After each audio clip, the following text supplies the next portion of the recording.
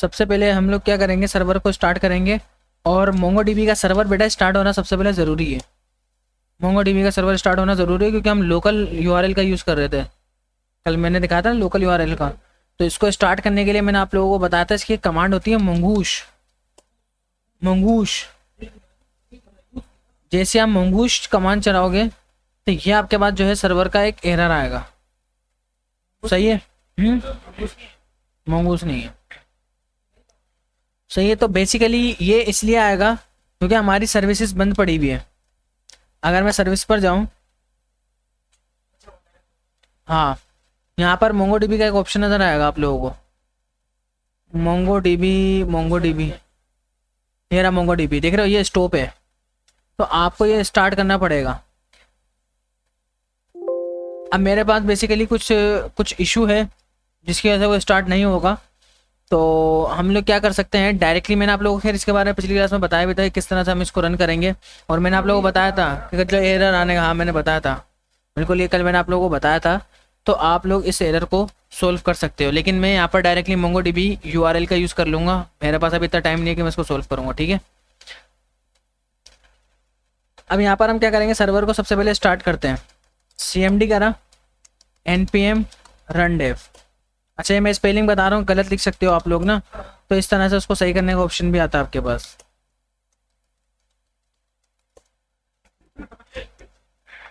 अच्छा, अगर इस तरह का इशू भी आ सकता है आप लोगों के पास ना,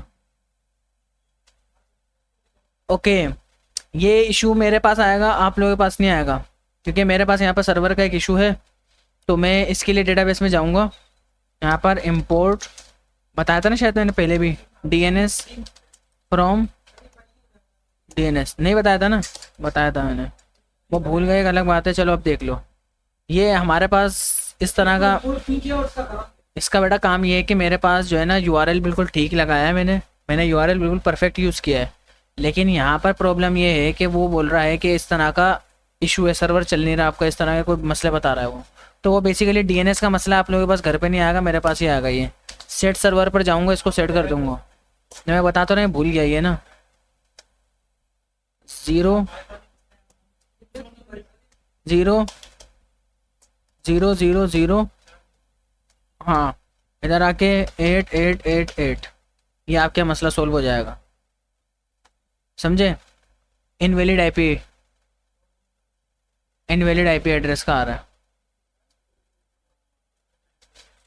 बताया था ना मैंने ये। अबे वो तो कुछ और दिखा रहा था हम लोगों को, शॉर्टकट कोई दिखा रहा था। अब सही है, हो गया कनेक्ट। तो यहाँ पर डेटाबेस हमारा कनेक्ट हो गया है। लास्ट क्लास के अंदर जो है हम लोगों ने साइनअप करना देखा था, किस तरह से हम लोग साइनअप करते हैं किसी भी अकाउंट को।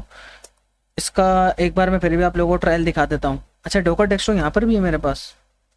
अरे प्रीवियस क्लास में मैंने आई थिंक इसका रन किया था, इसका यूज़ नहीं करा।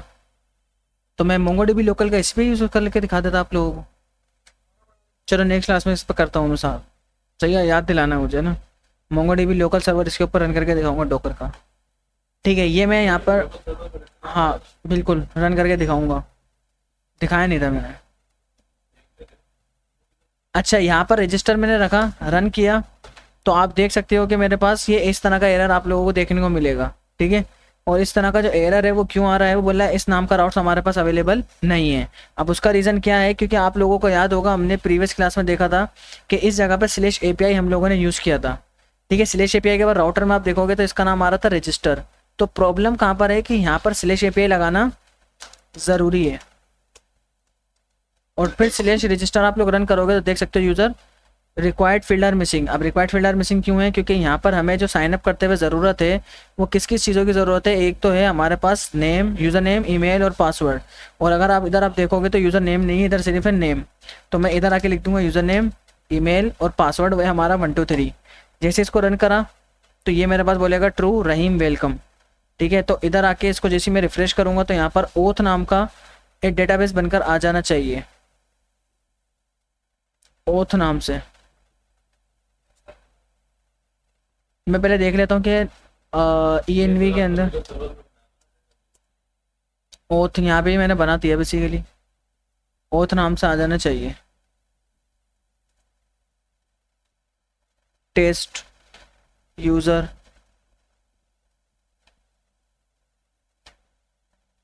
कौन सा वाला ओपन है ये डेटाबेस?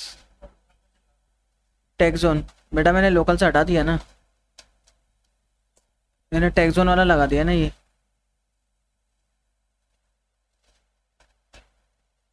ओथ नाम से इधर नज़र तो नहीं आ रहा। अगेन रन करें, देखते हैं क्या बोल रहा है। यूज़र नेम ऑलरेडी एग्जिस्ट, इधर शो नहीं करा रहा, क्या बात है। यूज़र टेस्ट इसमें तो नहीं है, नाम हमने इसका ओथ ही रखा है। चलो डिस्कनेक्ट करके वापसी खोल लेते हैं। रिफ्रेश कर लिया लेकिन फिर भी आ नहीं रहा हूँ, या तो रिफ्रेश बटन काम नहीं कर रहा। डिस्कनेक्ट और अगेन कनेक्ट करते हैं। ओथ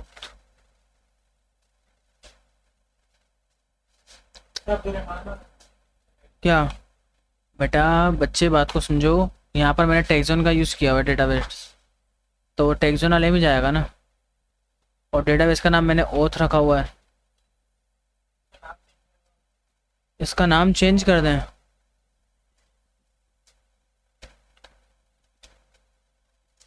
ओथेन कर देते हैं। और अभी यहाँ पर यूज़र क्रिएट करते हैं, इस नाम का करेंगे तो इस डेटाबेस के अंदर अवेलेबल है, इसमें भी अवेलेबल हैगा।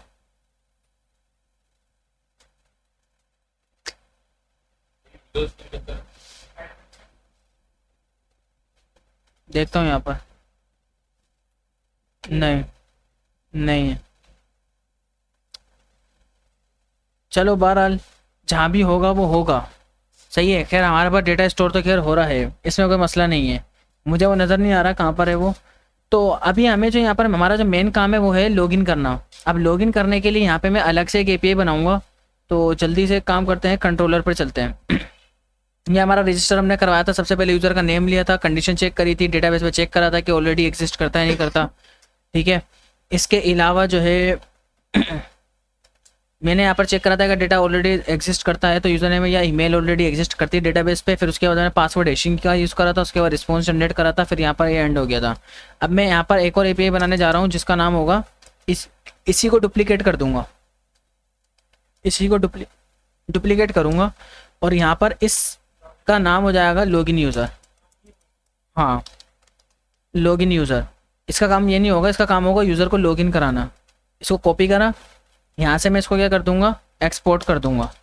लेकिन एक चीज़ याद रखो, लॉगिन कराते टाइम पर हम लोगों को सिर्फ ईमेल और पासवर्ड की ज़रूरत होती है, यूज़र नेम की कोई ज़रूरत नहीं होती। तो हम लोग यहाँ पर नहीं लेंगे, लेकिन लेने को ले सकते हैं। उसका रीज़न ये है कि या तो यूज़र नेम भी दे सकता है और या वो ईमेल भी दे सकता है, दोनों ऑप्शन में से वो कुछ भी दे सकता है।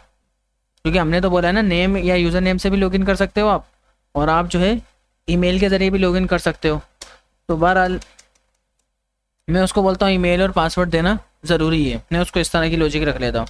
और अगर ईमेल और पासवर्ड में से कुछ भी मिसिंग होता है, ईमेल और पासवर्ड में से अगर कुछ भी मिसिंग होता है तो आप इस तरह से फाइंड करोगे। और फाइंड यूज़र, आप डेटाबेस पर जाओ, ठीक है। जब यूज़र लॉगिन करने लगे, तो लॉगिन करते टाइम पर जाके चेक करो डेटाबेस के ऊपर कि जो यूज़र नेम है, ठीक है, जो उसका यूज़र नेम है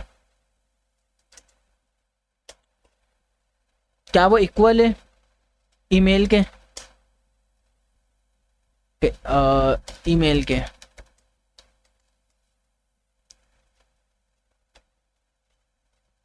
या इसको और ऑपरेटर को हटा दो, डायरेक्टली मैं यहाँ पे लगा दूंगा ईमेल। अब मेरी बात को मतलब समझना, मैंने बोला है कि यहाँ पर आपको यूज़र जो भी लॉगिन करते हुए ईमेल देगा, पहले तो जाओ डेटाबेस पे ढूंढो कि जो ईमेल वो दे रहा है लॉगिन करते टाइम पर, क्या वो यूज़र ऑलरेडी डेटाबेस पे साइन अप है या नहीं। यानी कि जब रजिस्टर ही नहीं हुआ तो लॉगिन कैसे कर रहा है वो, पहले देखे तो सही ना डेटाबेस के ऊपर कि है भी या नहीं। तो अगर ये ईमेल बोलता है, मतलब जो ईमेल वो दे रहा है मैं डेटाबेस पे फाइंड करूँगा, और अगर वो ईमेल लॉगिन करते टाइम पर अगर डेटाबेस पर है तो इसका मतलब है कि वो रजिस्टर है। इसका मतलब तो ये हुआ ना कि वो रजिस्टर है। हाँ लेकिन एक चीज़ और, हम लोगों ने यूज़र नेम के साथ भी काम कर रहे हैं और ईमेल के साथ भी काम कर रहे हैं। तो हम तो यूज़र को ये बोलेंगे कि या तो आप यूज़र नेम के नाम से लॉगिन कर लो या तो फिर आप ईमेल के नाम से लॉगिन कर लो, यही बात है ना। तो मैं ये वाली लॉजिक को हटाकर मैं वही वाली लॉजिक पर जाऊंगा। मैं बोलूँगा जाके चेक करो कि क्या यूज़र नेम वाली या क्या डेटाबेस पर यूज़र नेम पे जाके चेक करो क्या वो इक्वल है इस ईमेल के।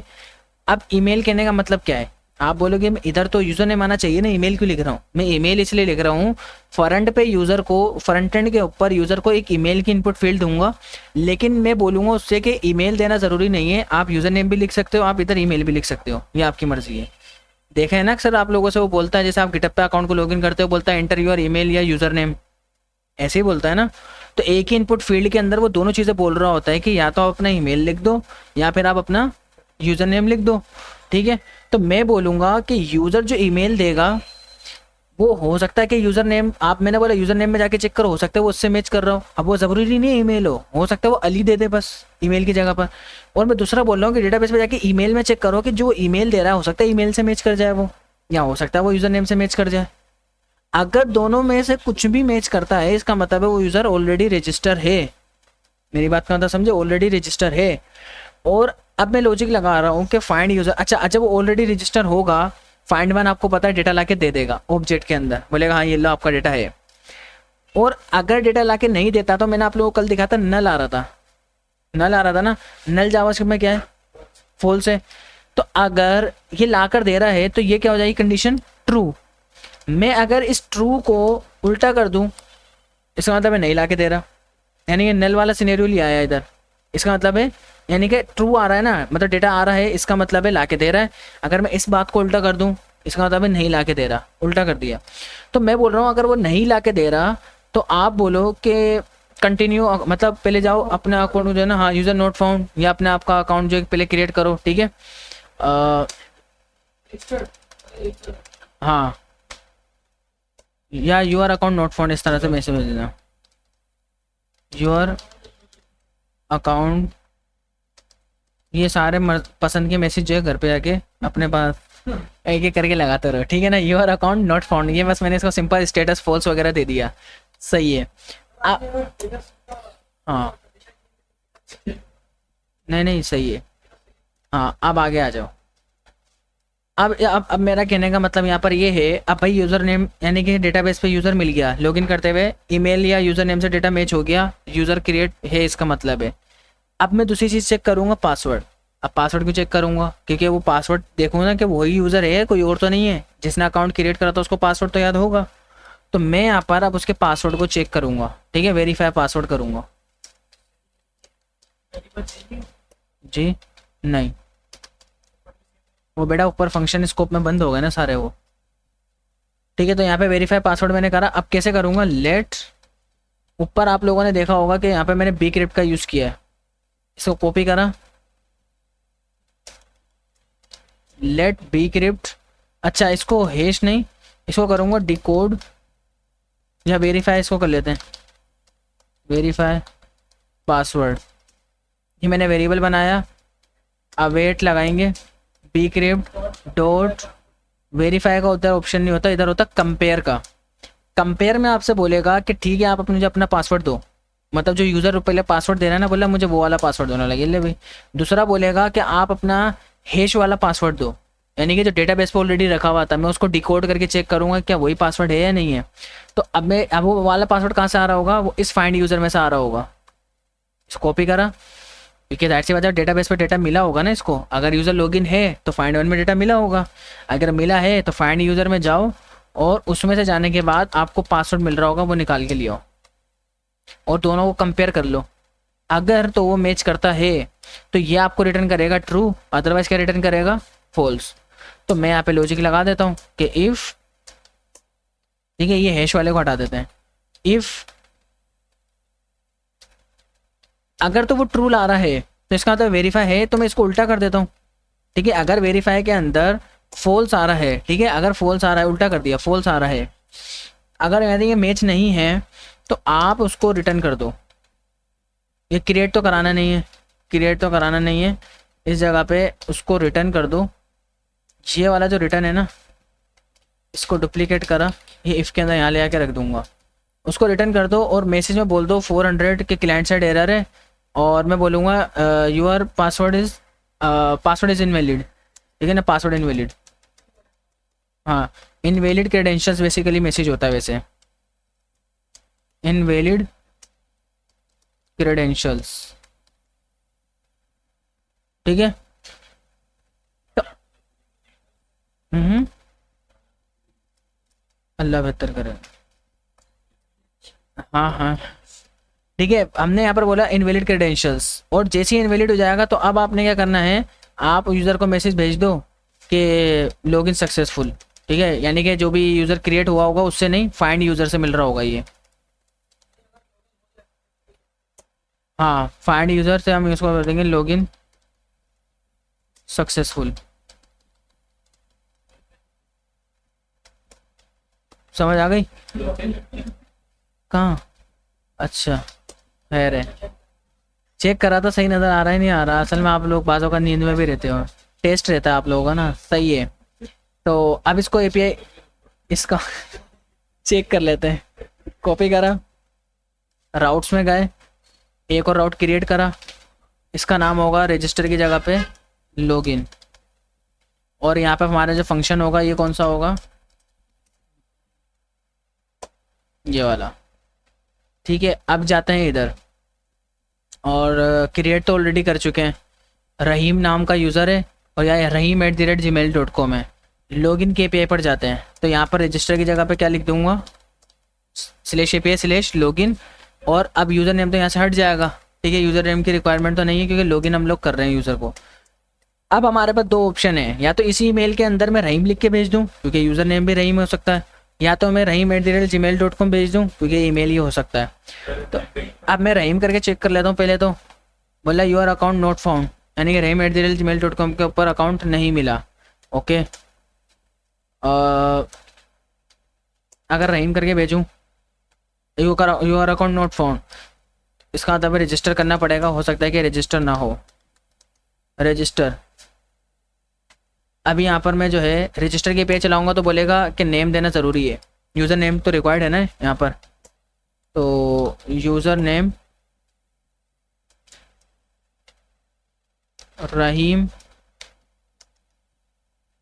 rahim@gmail.com, जैसे ही रन करा, यानी कि पहले क्रिएट नहीं था अब क्रिएट हो गया है, हो सकता है कि डेटाबेस पे वो आ भी गया हो। हाँ, आ गया ना, ऑथेन करके ये क्रिएट हो गया, और बड़ा खतरनाक पासवर्ड आ रहा है इसका, सही है। अब आ गया, देखते हैं इसको। अब अगर मैं लॉगिन करने बैठूंगा इसको, तो यहाँ पर रजिस्टर की जगह पे मैं क्या लिखूंगा, लॉगिन लिखूंगा, और लॉगिन करते हुए ईमेल के साथ भी हम काम कर सकते हैं। तो यहाँ पे बोला है रहीम लॉगिन सक्सेसफुल, और अगर कोई यूज़र नेम के नाम से लॉगिन करना चाह रहा है तो पासवर्ड दे और अपने आप को लॉगिन करा, तब भी बोलेगा सक्सेसफुल। अब अगर वो रहीम में स्पेलिंग की मिस्टेक कर देता है तो बोलेगा योर अकाउंट नॉट फाउंड, और अगर स्पेलिंग सही कर दी और पासवर्ड गलत दे देता है तो यहाँ पर वो क्या बोलेगा, इनवैलिड क्रेडेंशियल्स। और अगर फॉर एग्जाम्पल दोनों में से कुछ भी एक आध फील्ड मिसिंग कर देता है लॉगिन के टाइम पर, तो यहाँ पर बोलेगा रिक्वायर्ड फील्ड आर मिसिंग। सारी ऑथेंटिकेट करके दिखा दी।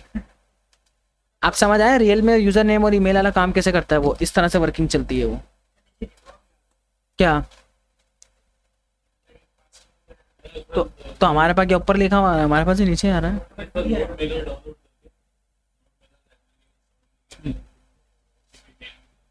हाँ हाँ, वो हम करेंगे, अल्लाह बेहतर करेगा। हम करा ना, मेरे लिए वीडियो में से देख के करा।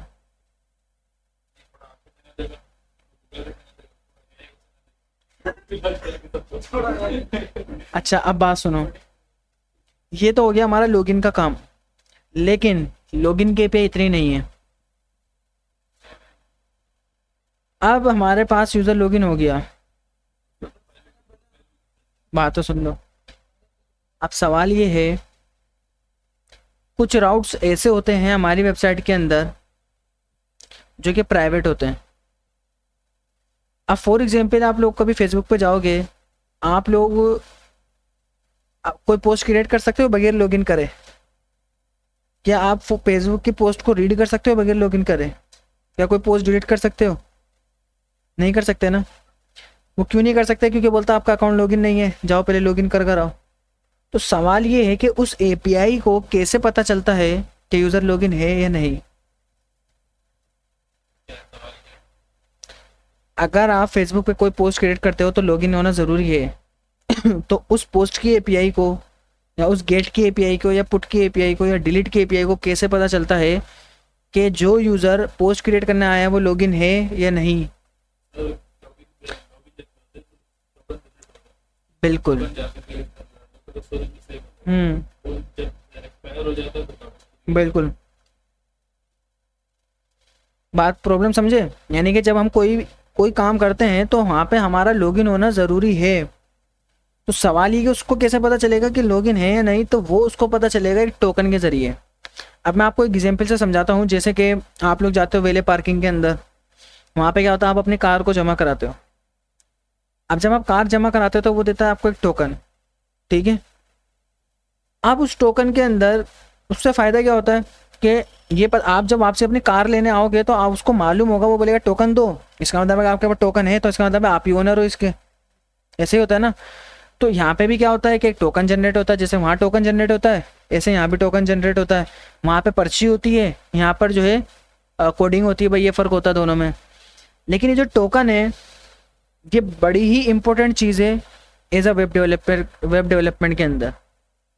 और अगर वेले पार्किंग वालों की बात करें ना, वो भी बहुत इंपॉर्टेंट चीज़ है। और ऐसे केस हो चुके होंगे, अगर इस पर रिसर्च करो तो कभी ना कभी। कैसे केस? अगर आप एक ओनर हो कार के, आपको वेले पार्किंग वाले ने पर्ची निकाल के दे दी कि आप ओनर हो, ये लो, जब आओ कार लेने आओगे तो पर्ची मुझे दे देना, मैं आपको कार दे दूंगा रिटर्न में। ऐसा ही होता है ना। अब अगर उसकी जेब से पर्ची को चुरा ले और वो जाके वेले पार्किंग वाले को दे दे चोर, तो उसको कार देगा नहीं देगा? दे देगा ना, क्योंकि उसने टोकन दिया है, उसके मुंह पे तो नहीं लिखा हुआ ये चोर है। ऐसे ही होगा ना। तो वो देख रहे हो कितना इंपॉर्टेंट काम है। और ऐसे रियल सीन होते होंगे बिल्कुल कि किसी का जेब से अगर पर्ची चोरी हो जाए उसकी तो पूरी कार ही ले जाएगा वो तो ये कितनी सीक्रेट चीज़ है। अभी इन चीज़ों के ऊपर कोई ना कोई उनके भी दूसरे प्रोसेस होंगे, उन लोगों को भी इस चीज़ के बारे में आइडिया होगा। या वो ये बोल देंगे यार हमने तो आपको टोकन दिया था, आपके पास अगर टोकन चोरी हो गया वो हमारा मसला तो नहीं है, टोकन को संभालना आपकी जिम्मेदारी है। तो एज अ वेब डेवलपर भी यहाँ पर उसकी भी यही जिम्मेदारी है कि उस टोकन को सिक्योरली एक अपनी सही जगह पे स्टोर करना। अच्छा, अब सिक्योर क्यों बोल रहा हूँ? इसलिए बोल रहा हूँ कि अगर ये टोकन चोरी हो जाता है, लॉगिन वाला टोकन अगर चोरी हो जाता है तो ये बहुत बड़ा लॉस हो सकता है, अरबों खरबों रुपए का नुकसान भी हो सकता है। अभी कैसे हो सकता है? जैसे कि फॉर एग्जाम्पल आपका बैंक अकाउंट है, आपने अपने बैंक अकाउंट को लॉगिन करा। अब जब बैंक अकाउंट को लॉगिन करा तो एक टोकन जनरेट होगा, क्योंकि वही तो बताएगा ना कि यूज़र लॉगिन है या नहीं, टोकन ही बताएगा। अब वो टोकन कैसे जनरेट होगा उस पर हम आगे देखेंगे। लेकिन अगर वो टोकन फॉर एग्जाम्पल कोई हैकर आकर उस टोकन को चुरा ले और वो बैंक अकाउंट के अंदर जाके उस बैंक अकाउंट में जाकर वो बोलता है ये लो टोकन, तो उसका जितना ही पैसा वो सारा बाहर कर सकता है वो सिर्फ टोकन के ज़रिए। तो ये इतना ज़्यादा इंपॉर्टेंट होता है। तो ये टोकन जो है किसी भी हैकर के अगर हाथ लग गया तो बहुत बड़ा लॉस हो सकता है, इतना ज़्यादा इंपॉर्टेंट है। तो अब सवाल ये है कि टोकन को फिर कहाँ रखा जाए, सिक्योर तरीके से कहाँ रखा जाए। तो टोकन को सेव करने के हमारे पास तीन तरीके हैं। तो एक तरीका जो है ये मैं आपको बताता हूँ, जो तीन कौन से हैं ये। एक आपके पास पहला ऑप्शन है सेशन स्टोरेज। एक तरीका है आपके पास लोकल स्टोरेज।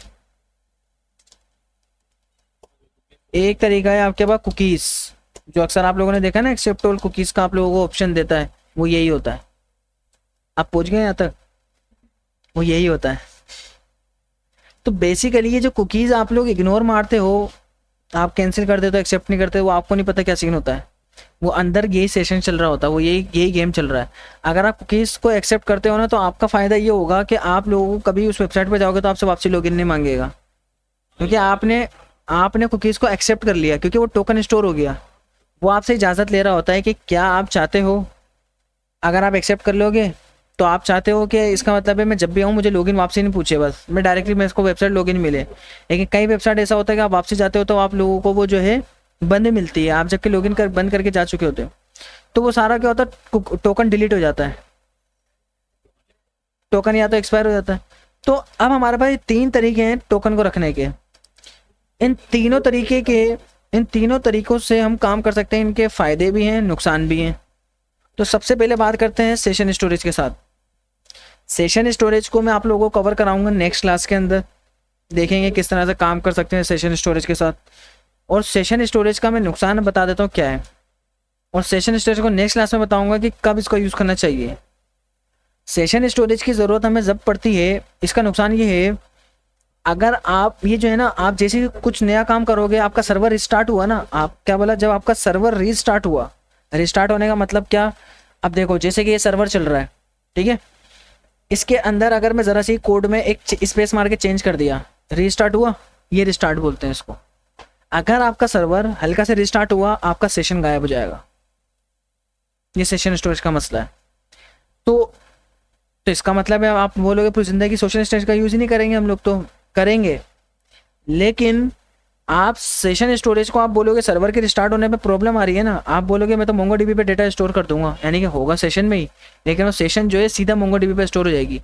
कहने का मतलब ये है, आपका डेटा जो स्टोर होगा जो सेशन के तौर पर, वो होगा तो सही, लेकिन वो जो टोकन है ना, वो मोंगोडीबी पे रखा हुआ होगा, वो टोकन मोंगोडीबी के ऊपर होगा। तो ये सेशन स्टोरेज के जरिए हम काम कर सकते हैं। नेक्स्ट क्लास में मैं इसके बारे में डिस्कस करूंगा, दिखाऊंगा कैसे काम करेगा। लोकल स्टोरेज का इंतहाई कोई घटिया तरीका है। अब इंतहाई घटिया इसलिए बोल रहा हूँ क्योंकि लोकल स्टोरेज को आप लोग देख सकते हो कि इंस्पेक्ट करके हम कहीं भी जाके उसको एप्लीकेशन में जाके देख सकते हैं, आप लोगों को दिखा चुका हूँ मैं। तो वहाँ से लोकल स्टोरेज को कोई भी एक्सेस कर सकता है। तो वो टोकन तो जो हैकर तो आराम से 1 सेकंड का काम है उसके लिए। वहाँ से तो या तो आप जावास्क्रिप्ट में जाके उसको लिखोगे लोकल स्टोरेज जो गेट आइटम, उसका नाम लिखोगे तो वो तो वैसे उठ कर आ जाएगा आपके पास। तो ये तो बिल्कुल ही हमारे पास जो है सिक्योर नहीं है। फिर हमारे पास अच्छा ऑप्शन थोड़ा सा यही होता है कुकीज़। तो कुकीज़ में क्या होता है कि आपके पास जो कुकीज़ है वो सिक्योर होती है और जाके स्टोर हो जाती है कहाँ पर, सीधा आपके ब्राउज़र के अंदर। लेकिन जो कुकीज़ होती है ना, इसके अंदर हम लोग ये भी हैक हो सकती है, ये जा सकती है बिल्कुल, लेकिन हम लोग इस पर वैलिडेशन लगा देते हैं, हम लोग इसको सिक्योर बना देते हैं। ये इतने टाइम तक वैलिड रहे। अभी इसका फ़ायदा पता है क्या होता है कुकीज़ का, हम उसको बोल देते हैं कि 5 मिनट बाद खुद ही चेंज हो जाए या 5 मिनट बाद खुद ही एक्सपायर हो जाए। अगर ये हैकर के हाथ लगेगी भी तो कोई फ़ायदा नहीं है। हाँ हाँ हाँ बिल्कुल, वो एक एक सेकंड के बाद।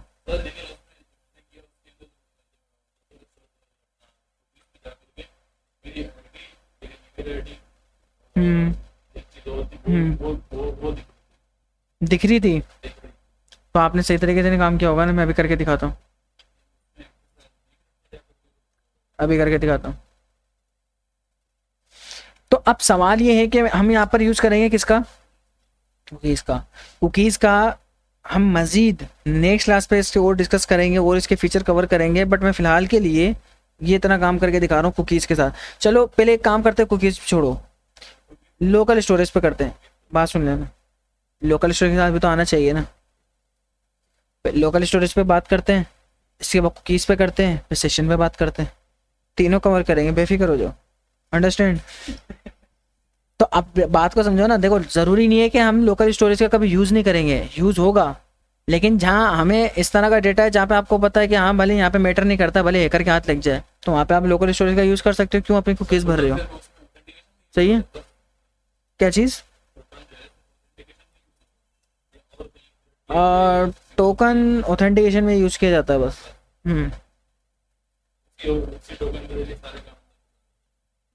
टोकन के कई तरीके होते हैं। रिफ्रेश टोकन भी होता है, शायद नाम सुना हो। रिफ्रेश टोकन एक अलग होता है और एक नॉर्मल टोकन होता है, वो एक अलग होता है। तो इस पर हम चलो डिस्कस करेंगे। वैसे रिफ्रेश टोकन पढ़ाने का तो नहीं था मेरा मूड में, लेकिन बेहतर करेगा अल्लाह, बेहतर करेगा। सही है। चलो वो मतलब एक थोड़ी सी हाई वेरिफिकेशन हो जाती है, वो ना हाई ऑथेंटिकेशन हो जाएगी। चलो हम खैर टोकन पे बात करते हैं। टोकन जनरेट कैसे होगा भाई? यूज़र लॉगिन तो हो गया, टोकन कैसे जनरेट हुआ, कहाँ हुआ जनरेट? तो टोकन जनरेट करने के लिए आपके पास एक वेबसाइट आती है जिसका नाम है जेसन वेब टोकन।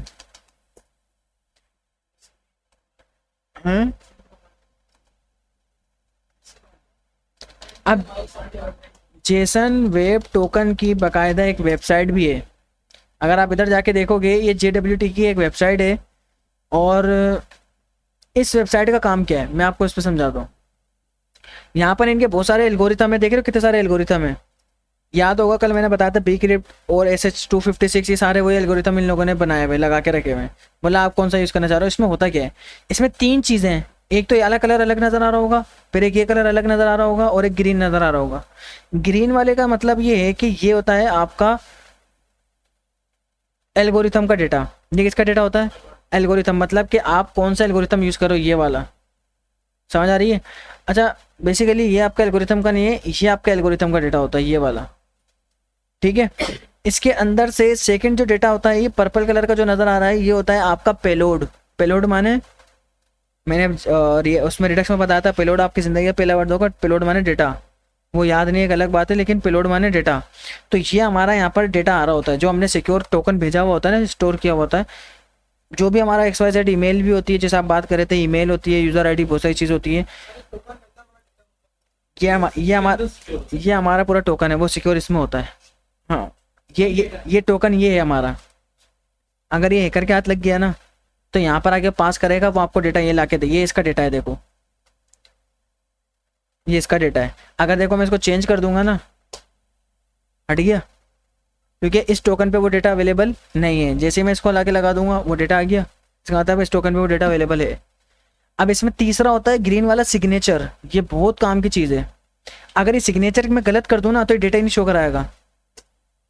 ये मैंने सिग्नेचर इसका गलत कर दूं, अच्छा वो वैलिड वाला भी वेरीफाई नहीं लगा हुआ, काम करते हैं, चलो इसको वेरीफाई पे लगाते हैं। मैं इसका समझाता हूँ सीक्रेट होता क्या है। सिग्नेचर, ये रहा सिग्नेचर फेल, सही है, चल रहा है चल रहा है। कंट्रोल Z करा, क्या बोल रहा है, वैलिड सीक्रेट, ये गलत है। अब ये होता क्या है, अब आप वैलिड पार्किंग में गए, आपने कार दी। अब वो लोग क्या कर रहे हैं, सिस्टम को सिक्योर बना रहे हैं। अगर वेले पार्किंग वाला काम कर दे ना, बेहतरीन काम हो जाएगा। ये क्या है, उन्होंने एक टोकन दिया, टोकन आपको पता है जेब से चोरी हो गया, कोई भी आके कार को लेके जा सकता है, ये हमें पता है। तो हमारे केस में भी हो सकता है कि कोई भी टोकन कुकीज से लेके जा सकता है, कोई भी सेशन स्टोर से चुरा सकता है, कोई भी लोकल स्टोर से चुरा सकता है। चोरी होने का खतरा तो है, इसमें कोई शक नहीं है। लेकिन अगर वो चोरी हो जाए, तो उसको भी सिक्योर तरीके से हमें अपने डेटा को रखना है, ताकि वो हैकर के हाथ में डेटा ना लग जाए। टोकन लग गया ठीक है, डेटा तो ना लगे ना हाथ। तो कहने का मतलब ये है, अगर एक कार वाला वेले पार्किंग में जाके कार देता है, वो आपको एक पर्ची देता है। अगर वो पर्ची चोर के हाथ लग जाए और चोर आके पर्ची दिखाएगा, कार मिल जाएगी। लेकिन अगर इसी सिस्टम को वो और ज़्यादा सिक्योर कर दे, कैसे सिक्योर कर दे, वो कार वाला आया, कार वाले को पर्ची दी, लेकिन उसने बोला कि अपना थंब भी लगा दो, फिंगरप्रिंट भी लगा दो। मतलब जब आप आओगे तो आप पर्ची तो दोगे, लेकिन साथ में थंब भी लगाओगे आप। अगर आपका थंब मैच करेगा, तो ये इसका मतलब है कार आपकी है, हो गया सिक्योर। अगर वो टोकन उसकी जेब से चोरी हो भी गया और चोर के हाथ लग गया, वो आके पर्ची देगा, लेकिन उसका थंब तो मैच नहीं होगा ना, थंब तो उसी के हाथ में ओनर के। हो गया नहीं हो गया सिक्योर सिस्टम। हाँ, तो ये यहाँ पर गेम हो रहा है। अब ये जो सिग्नेचर है, ये बोल रहा है कि अगर कोई हैकर आता है, अगर कोई हैकर आता है हमारा टोकन चुरा के, बिल्कुल आ सकता है, मैं आपको ये अभी करके दिखाऊंगा जो हम सारा काम करेंगे। ये अगर वो सारा टोकन इधर पास कर दे, तो ये डेटा इधर हमें शो कराना स्टार्ट कर देगा। हमारा हमारा चोरी हुआ डेटा इधर शो करा देगा सारा, बिल्कुल। लेकिन आप बोलोगे ये तो फिर क्या हुआ, फिर तो नुकसान है। बिल्कुल नुकसान है, लेकिन ये जो सीक्रेट है ये हमारे पास होता है। अब सीक्रेट क्या है, सीक्रेट हमारा एक पासवर्ड होता है, वो हमारे ही माइंड में होता है। जैसे वो आपके माइंड में होगा, वो आपके माइंड में होगा, अगर आप ओनर हो आपके माइंड में होगा। अगर हैकर को ये टोकन हाथ लग भी गया ना, तो ये डेटा शो नहीं कराएगा। ये यहाँ पे पहले हमसे पासवर्ड पूछेगा, मुझे पासवर्ड बताओ पहले। यहाँ पे थंब वाला चक्कर नहीं है, ये आपसे पासवर्ड पूछ लेगा। भाई पासवर्ड तो तुम्हारे माइंड में है ना, टोकन चोरी हो गया ठीक है, लेकिन पासवर्ड तो आपको पता है, वो तो आपके किसी को पता ही नहीं होगा इसके अलावा। अब ये वो चीज़ नहीं है, ये अब कोडिंग के जरिए यहाँ पर जो देखो वेरीफाई दिखाएगा ना, ये वो हम कोडिंग के जरिए लॉजिक लगाते हैं इधर, कि जब तक ये वेरीफाई ना हो तो तब तक उसको डेटा ही ना दिखाए। हाँ, इस वजह से बात समझ आई। तो अब देख रहे हो यहाँ भी डबल डबल सिस्टम हो गया। एक तो टोकन देना ज़रूरी है, और टोकन अगर हाथ में लग गया तो पासवर्ड देना ज़रूरी है, और पासवर्ड आपको ही पता होगा। अब सिक्योरिटी आप लेवल की चेक करो कि कितने लेवल पे सिक्योरिटी जा रही है। कि एक तो कुकीज़ में डेटा स्टोर, कुकीज़ भी सिक्योर होती है, कुकीज़ ऐसे किसी के हाथ नहीं लग जाती। और अगर हाथ लग भी गई तो उसमें से टोकन मिलेगा, और टोकन मिला तो उसमें से पासवर्ड देना पड़ेगा। और जितने में वो पासवर्ड देगा या जितने में वो उसको डिकोड करेगा, इतने में टोकन एक्सपायर हो जाएगा। समझे बात को, इतना सिक्योरली काम होता है। तो हैं वो सारे मिजान बैंक का नहीं देखा कितना हैक हुआ हुआ। वो खड़े खतरनाक होते हैं। अब आगे सुनाओ, जो मैं आप लोगों को मिडिल वेयर पढ़ाने की बात कर रहा था, ये मैं बोल रहा था मिडिल वेयर, ये अब वही टॉपिक है, वो इससे ज़्यादा सिक्योर है ये, समझे। तो ये बहुत सारी चीज़ों को नज़र में रखता है। तो अब हम जो स्टार्ट कर रहे हैं ये होगा हमारा मिडिल वेयर। ये वैसे अभी मिडिल वेयर स्टार्ट नहीं कर रहा, मिडिल वेयर हमारा कल का ही टॉपिक है। अभी तो सिर्फ मैं टोकन जनरेट कर रहा हूँ, मिडिल वेयर अभी नहीं रेडी हुआ। मिडिल वेयर पे आऊँगा, कल आऊँगा, इस पर दिखाऊंगा क्या होता है मिडिल वेयर। अब इसे टोकन जनरेट करा के एंड करते हैं। टोकन जनरेट करने के लिए मैंने आपको वेबसाइट बता दी, आपको इसका सिनेरियो बता दिया। इसका सेटअप करने के लिए आप लोगों को इसकी वेबसाइट पर जाना है, इस कमांड को उठाना है और अपने पास आके इसको रन कर लेना है। कमांड प्रॉम्प्ट पर क्या हो गया, ठीक है। जेसन वेब टोकन को इंस्टॉल कर लिया। अभी तक हमने 2 पैकेज इंस्टॉल करने, बीक्रिप्ट नया और दूसरा जेसन वेब टोकन। तीसरा कल सेशन वाला भी होने वाला है, कुकीज़ वाला भी होने वाला है, पढ़ेंगे इसके बारे में, डिस्कस करेंगे। तो ये हो रहा है। चलो जब तक ये हो रहा है हम इसको ऊपर इंपोर्ट करते हैं। अभी सिर्फ टोकन जनरेट कर रहा हूँ, मिडिल वेयर नहीं बना रहा। मिडिल वेयर का इसी से लेन देन है वैसे। Import JWT from Jason web token, install हो गया जेसन वेब टोकन, ठीक है। तो ये यहाँ पर जैसे ही हमारे पास इंस्टॉल हो गया, तो अब यहाँ पर जैसे ही यूज़र का जैसे ही, अच्छा ये साइनअप के अकाउंट है ना, साइनअप को हटाओ, ये लॉगिन के टाइम पे करना होता है। अब आपने गूगल में अक्सर देखा होगा कि आप साइन अप होते के साथ भी वेबसाइट में बाज़ों का एंटर कर जाते हो, और बाज़ों का ऐसा होता है साइन अप करने के बाद पहले लॉगिन करना पड़ता है, फिर वेबसाइट में जाते हो। तो अब जो हमारे पास साइन अप करते के साथ डायरेक्टली वेबसाइट में भेज देता है ना, तो उसका अकाउंट उसको तो ना बहुत ज़्यादा सिक्योर बनाना पड़ता है, उसको अपने सेटअप को बहुत ज़्यादा सिक्योर करना पड़ेगा। लेकिन अगर उसको बहुत ज़्यादा सिक्योर करना है, अगर आपको डायरेक्टली साइन अप करते वेबसाइट में एंट्री करवानी है, तो आप लोग फिर टोकन को रजिस्टर में भी जनरेट करोगे, फिर लॉगिन में भी जनरेट करोगे। लेकिन मैं ऐसा चाहता हूँ कि मेरा यूज़र अकाउंट क्रिएट करे, अपने अकाउंट को वेरीफाई करे जीमेल के ज़रिए, फिर आके लॉगिन करे, उसके बाद एंट्री मिलेगी, जो कि होता है। तो मैं इसीलिए लॉगिन पे काम करूँगा। आप साइन अप पे करवा सकते हो तो टोकन वहाँ भी जनरेट करा देना है। हाँ दोनों में काम सेम है, ठीक है। तो लेट, ये मैं टोकन यहाँ पे बना रहा हूँ। अब मैं टोकन कैसे बना रहा हूँ, मैं बोलूँगा JWT डॉट, अब मैं यूज़र को यहाँ पे हाँ मैं यूज़र को क्या कर रहा हूँ, इस टाइम पे साइन इन। अब ये बोल रहा है कि अपना पेलोड दो, पेलोड माने डेटा, ठीक है। कि आप अपना कौन सा ऐसा सीक्रेट डेटा है जो आप चाह रहे हो कि ये रख दूँ, यानी कि यूज़र का ये छुपा के डेटा रखूँ मैं, ऐसा क्या सीक्रेट है। तो मेरे पास जो ऐसा सीक्रेट डेटा है वो है ईमेल या यूज़र की आईडी। यूज़र की आईडी सबसे इंपॉर्टेंट है। अगर यूज़र की आईडी हाथ लग गई ना, तो उस आईडी को देकर डेटाबेस पे से पूरी इन्फॉर्मेशन गेट कर सकता है यूज़र की। अब मैं आपको समझाता हूँ। ये यूज़र की आईडी है, अगर ये आपके हाथ लग गई, ठीक है, तो इस आईडी के जरिए आप सारा डेटा निकलवा सकते हैं, नहीं निकलवा सकते, क्योंकि जो भी इसमें स्टोर होगा सब बाहर आ जाएगा। तो हम लोग आईडी भी रख देते हैं, बाज़ों का ईमेल भी रख देते हैं, लेकिन मैं इसको चलो ईमेल रख के भेज देता हूँ, लेकिन ऑब्जेक्ट में भेजना याद रखना। लेकिन हाँ सॉरी आईडी, ये मैं आईडी रख के भेज रहा हूँ, ठीक है, या मैं इसको यूज़र आईडी करके भेज रहा हूँ। और अभी देखना इसको कैसे, ये कैसे यूज़ करने वाला हूँ मैं, यूज़र आईडी, और इसके अंदर ये आईडी यूज़र आईडी कहाँ से मिलेगी, फाइंड यूज़र, इसमें जाओ डॉट अंडरस्कोर आईडी, अंडरस्कोर है ना चाचा, ये रहा ना अंडरस्कोर आईडी।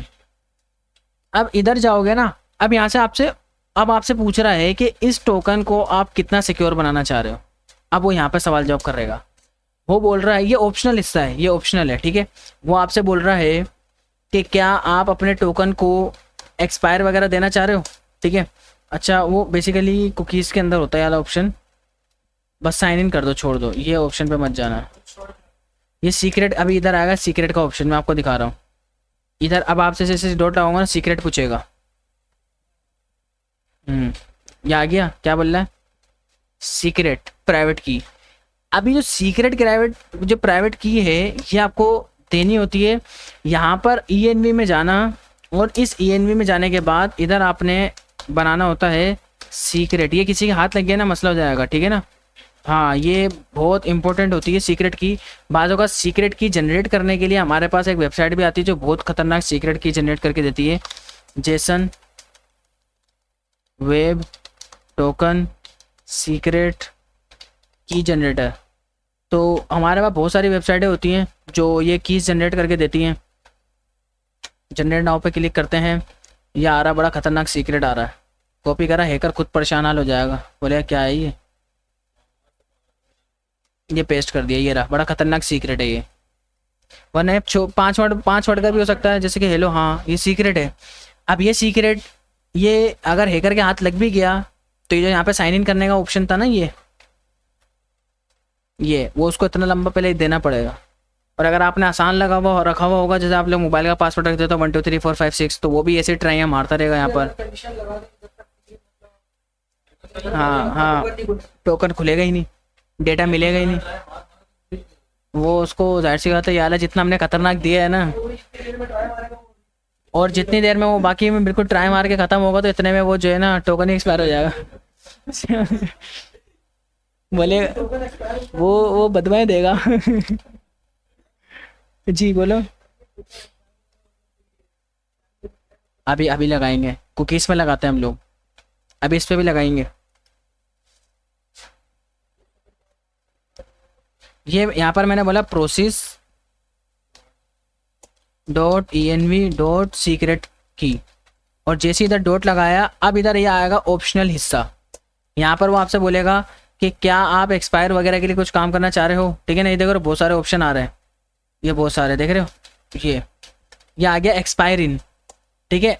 यहाँ पर आप एल्गोरिथम के बारे में, अच्छा एक्सपायर इन का मतलब ये है, ये बेसिकली इसमें आपको बताना होता है कि आपका टोकन 7 डे के अंदर एक्सपायर होना चाहिए, या 1D में एक्सपायर होना चाहिए, ठीक है, या 1H के अंदर एक्सपायर होना चाहिए। 1H मतलब 1 आवर्स, ठीक है, 24 आवर्स कर सकते हो, ठीक है, या 2 AM कर सकते हैं। तो लॉगिन करें, तो लॉगिन करवाई क्यों ना, उसको भगा देना उसको। तो बहरहाल हम इसको फॉर एग्जांपल 2 डे के लिए या 7 डे के लिए हम लोग रख लेते हैं। वैसे ये इसका पूरा एक बहुत बड़ा सिनेरियो होता है, रिसेट टोकन के साथ इसका कॉम्बिनेशन होता है, तो हम इसको most of the cases 7 days का रखते हैं, यानी कि यूज़र 7 दिन तक लॉगिन रहे। अगर वो लॉगआउट करके जाना चाह रहा है तो लॉगआउट कर सकता है वो, ठीक है। लेकिन आप लोगों ने बाज़ों का देखा होगा, फेसबुक जो है ना सालों साल लॉगिन ही रहता है, क़यामत तक चलता रहता है, जब तक आप यूज़र को लॉगआउट ना कर दो। तो क्या उसका टोकन वही रहता है या चेंज होता है? चेंज होता है, क्योंकि उसमें रिसेट टोकन लगा हुआ है, बात समझे। वो हर थोड़ी देर बाद जो है आपको लॉगिन नहीं कर, आपको लॉगआउट नहीं करता, वो क्या करता है आपका टोकन को आके यहीं कहीं चेंज कर जाता है वो थोड़ी थोड़ी देर में। तो ये सिनेरियो जो मैं बता रहा हूँ, जो कराना नहीं चाह रहा, तो ये सिनेरियो वही वाला है। अगर आप रिसेट टोकन लगाना चाह रहे हो तो लगा सकते हो, इस पर इंशाल्लाह मौका मिला तो काम करेंगे, ठीक है। तो ये एक्सपायर इन बहरहाल मैंने 7 डे का लगा दिया। बाकी आप इसके अंदर एल्गोरिथम वगैरह चेंज कर सकते हो। जैसे कि 7 डे के बाद वो एक्सपायर होगा, यूज़र लॉग आउट हो जाता है बस। हाँ, और हाँ बिल्कुल 7 डे के बाद रिफ्रेश होगा। वो आप बताते हो, वो आप 7 डे के बाद रिफ्रेश नहीं करते हो, आप उसको हर 1 घंटे 2 घंटे बाद रिफ्रेश करते रहते हो। हाँ अल्लाह का शुक्र है।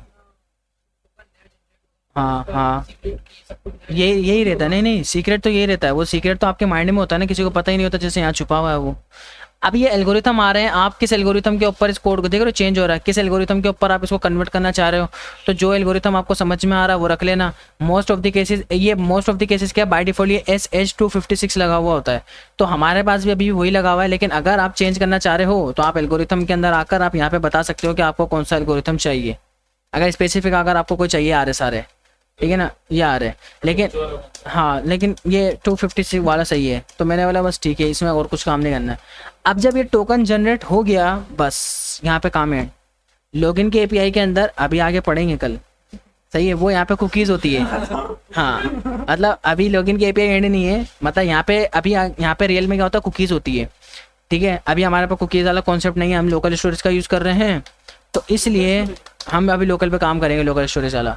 तो टोकन यहाँ पे पास कर दूंगा बस, ये लोकल स्टोरेज वाला कर रहे हैं, तो ये मैंने यहाँ पे पास करके भेज दिया बस, कह सकते हो, कह सकते हो।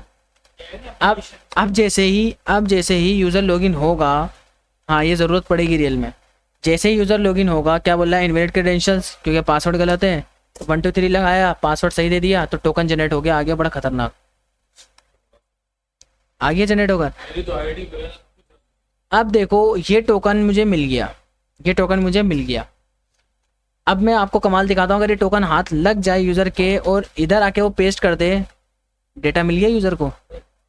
किस नाम, इसी नाम से भेजा था ना मैंने, ये देखो इस नाम से भेजा था यूज़र आईडी, वहाँ पे किस नाम से आ रहा है, और यूज़र आईडी के अंदर लास्ट के अंदर नंबर आपको क्या नज़र आ रहा है, 0D। क्या लास्ट में क्या नंबर नज़र आ रहा है, 0D। और अगर इधर जाके देखें तो लास्ट में क्या नज़र आ रहा है, 0D। इसका मतलब ये वही है ये, ठीक है। और यहाँ पर ये 3 चीज़ें जनरेट हुई हैं, एक तो यूज़र आईडी, दूसरा इशू एट, ये खुद से जनरेट हुआ है। इशू एट का मतलब कि ये टोकन कब जनरेट हुआ, मिली सेकंड में बता रहा है, एक्सपायर कितनी देर में होगा, 7 दिन होगा, ये मिली सेकंड में बता रहा है। ये बता रहा है 4 तारीख का बता रहा है, 4 मई को ये एक्सपायर हो जाएगा, ठीक है। और ये क्रिएट कब हुआ, ये उसकी टाइमिंग बता रहा है, 8:47 पर, अभी 48 हो रहा है, एंड 1 मिनट पहले ये जो है काम हुआ है यहाँ पर, ठीक है। तो अब यहाँ पर ये क्या दिखा रहा है, लेकिन एक चीज़ यहाँ पर देखो, सिग्नेचर फेल, क्योंकि इसका सिग्नेचर तो ये है ही नहीं, ठीक है। डेट, बात सुन ले, जब रियल में हमारे पास वो होगा ना, जब कोड कर रहे होते हैं ना, रियल में जब कोड कर रहे होते हैं तो वो इस चीज़ को शो ही नहीं कराएगा। रियल में जब हम कोड कर रहे होंगे तो वहाँ पे हम लॉजिक लगा के रखते हैं कि अगर ये पासवर्ड मैच ना हो तो वो ऑटोमेटिकली, वो हम मिडिल वेयर पढ़ेंगे ना, मिडिल वेयर में होगा, ठंडा हो जा, हाँ मिडिल वेयर में सब काम होगा ये। अब इधर आ जाओ, ये जो टोकन है कॉपी करा, यहाँ पर आके मैंने इसको हटाया और इधर आके इसको कर दिया मैंने पेस्ट। क्या बोल रहा है, वैलिड सीक्रेट गलत कर दिया। क्या डेटा फिर भी नहीं आया, वो नहीं आएगा ना, वो नहीं आएगा, वो मिडिल वेयर में पढ़ेंगे। हाँ बस अभी सिर्फ टोकन जनरेट हुआ बस, तो बकाया इंशाल्लाह नेक्स्ट क्लास में कंटिन्यू करते हैं।